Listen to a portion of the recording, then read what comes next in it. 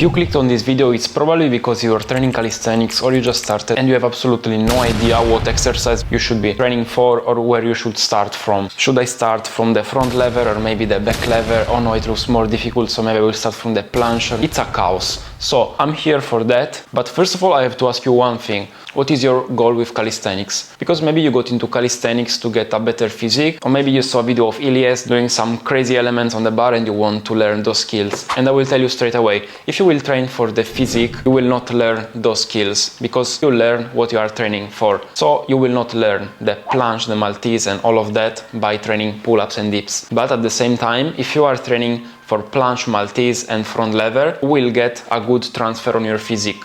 So the choice is yours, but this video is for everyone. So let's say you got into calisthenics to get a better physique. What should you train first? Because you will go to the park and see a random guy trying the muscle up and trying to get over the bar like this. And maybe he will tell you to put loop band and try to do the same. So I will make it easy for you to understand. First of all, you get to the park, you want to build some strength, some overall strength. So upper body. We are talking upper body because calisthenics is upper body. Okay, you can do squats, but that's not the focus of this video. First thing you should introduce yourself to are push-ups and Australian pull-ups. So the very basics for push and pull. You can start training push by doing knee push-ups. When they get easier, you can approach the normal push-ups by doing some negatives and then trying the complete move. And this will build your basic strength on your chest and triceps. On the other hand, to grow your back, you have to start from Australian pull-ups, which are horizontal pull-ups, with your feet touching the ground. Those are the very basics of calisthenics, and they introduce you to what's coming next. So dips and pull-ups. If you ask me to build a good physique, you just need two exercises, and it's dips and pull-ups. Everything else is just extra. Then of course, if you don't want to look like a chicken, you can also do squats for the legs. And those are the three most important exercises for your body. But so you started training Australian pull-ups and push-ups. Now how to progress to pull-ups and dips. There are a lot of training methods, but in the end the progressions look very similar. So you can either start by doing negatives, so pull-ups negatives, chin-ups negatives and dips negatives. You will try to do them as slowly and controlled as possible to build up some time under tension and start to get used to the final move. Then you can also help yourself with resistance bands. They are very cheap and they help you practice the final move, and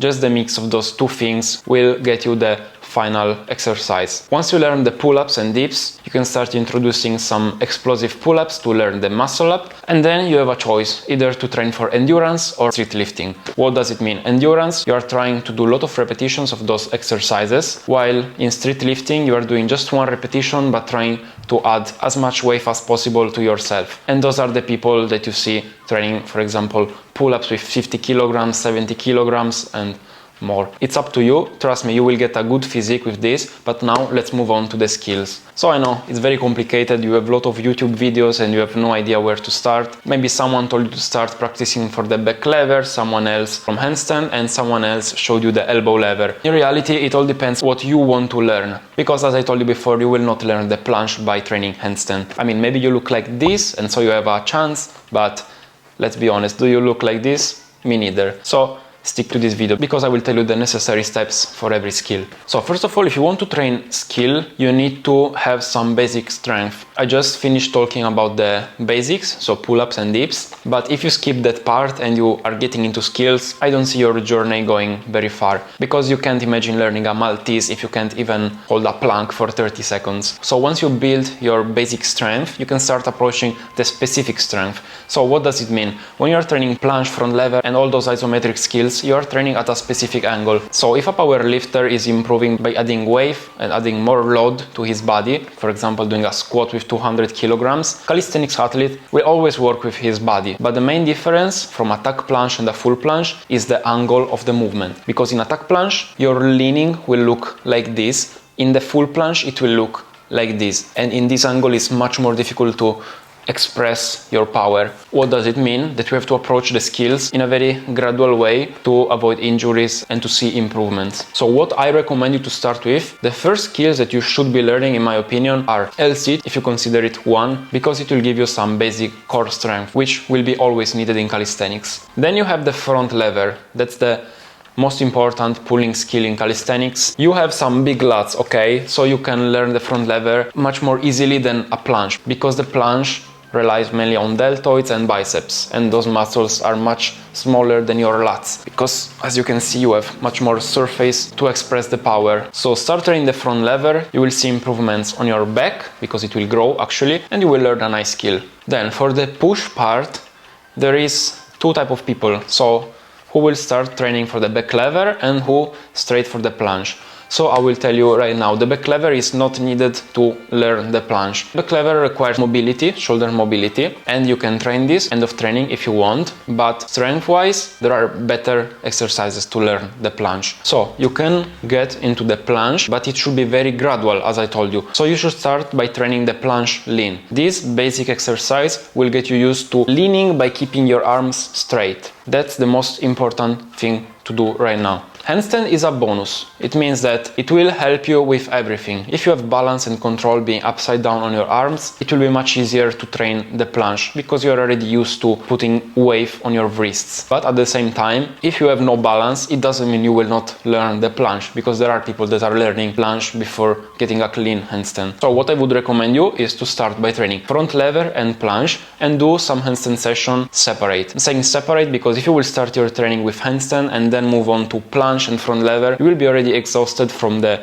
handstand attempts and it will be a mess. Now let's say you learned the front lever but you are still stuck with your planche progress. Maybe you got a advanced stack, maybe a straddle, and you can't go further. That doesn't mean your front lever has to stay like that. You can progress the front lever while training for the next planche progression. So you will start introducing some bent arm pull movements. It can be the front lever pull up, it can be the front lever touch, and only once you master those you can get to harder elements such as Victorian on P-bars, straight arm touch, and so on. Once you finally achieve the full planche, the topic is similar. So you could go and try a full Maltese and maybe injure your biceps, or you can do things gradually and start training for the push-ups and presses. Once you start repeating those movements over and over again, you will start actually mastering the planche, and maybe you can move to the Maltese, because it's much easier to learn the Maltese when you have a good planche foundation than to start training it when you are still trying to achieve the straddle planche, and the only thing you will unlock is a nice bicep or shoulder injury. Now you will probably say, what about the one arm pull up, what about the human flag, or what about the hefesto? So the truth is that calisthenics has so many exercises that you can't even count them, because everyone can invent new exercises. Again, it depends what you want to learn. You should be able to analyze those movements and see where they are putting the stress and ask yourself, am I ready for this? So if you want to learn the one arm pull up, which is a pull up but with one arm, you should know that you should have a good, very good pulling strength. So possibly also with weighted pull-ups. You should have a good size bicep, because that can get injured very easily during one arm pull-ups, and a decent back strength. Then you can start approaching the one arm pull-up, and the same goes for the hefesto. Just one thing you have to remember is not to train too many skills at the same time, because we only have one body, and when we put too much pressure on it, something will happen. We are not indestructible and we should do things using the brain. I could keep talking about this for hours, but then we are just getting into how to approach every single skill.